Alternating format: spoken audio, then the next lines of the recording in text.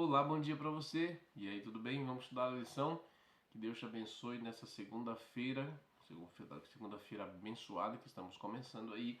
E com certeza Deus tem grandes bênçãos para mim e para você. Amém?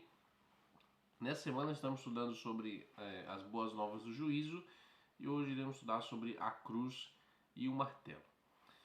O grande ponto, o ponto culminante do grande conflito que o Apocalipse apresenta é a luta entre o bem e o mal. E essa luta é uma luta ideológica. Significa que o grande ponto foi que um anjo chamado Lúcifer, um dia no céu, desafiou a justiça de Deus. Exatamente. Ele acusou Jesus e Deus de serem tiranos, de serem imparciais e que não governariam, não estavam governando o reino, o universo com sabedoria e com retidão. Ou seja, a bondade de Deus e a sua justiça foram colocados em xeque.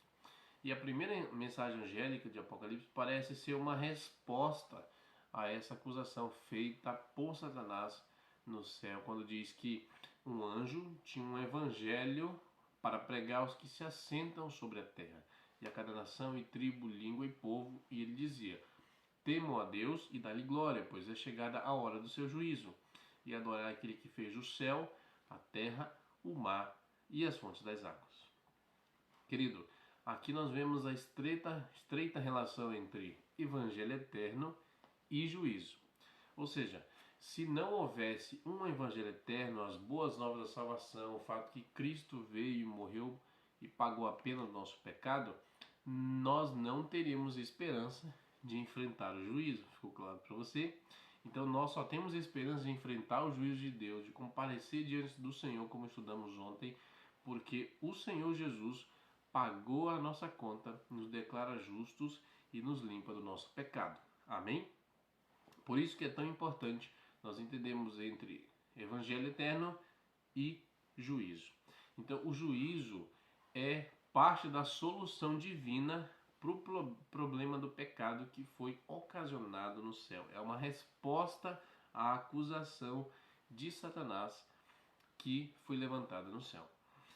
Daniel 7,10 diz que todos os nossos registros, toda a nossa maneira de viver estão registrados em livros que serão abertos no dia do juízo. E aí, o que será que tem escrito nesses livros sobre a minha e a sua vida?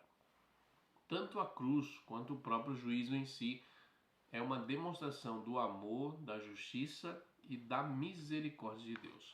Romanos 6,23 diz assim: porque o salário do pecado é a morte, mas o dom gratuito de Deus é a vida eterna em Cristo Jesus.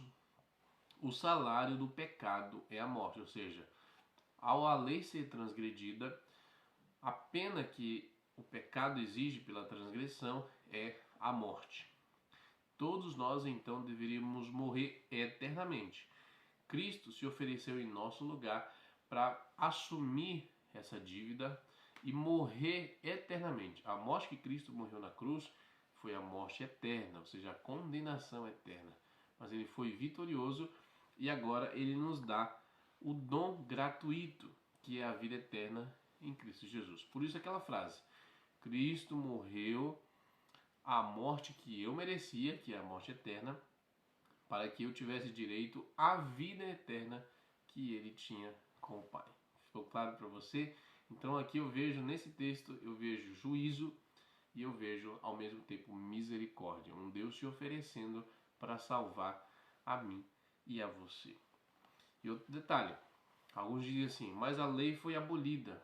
E eu te falo, a maior prova de que a lei jamais foi abolida e jamais poderá ser é o fato de que Cristo teve que morrer para nos salvar da penalidade e da transgressão, o pecado.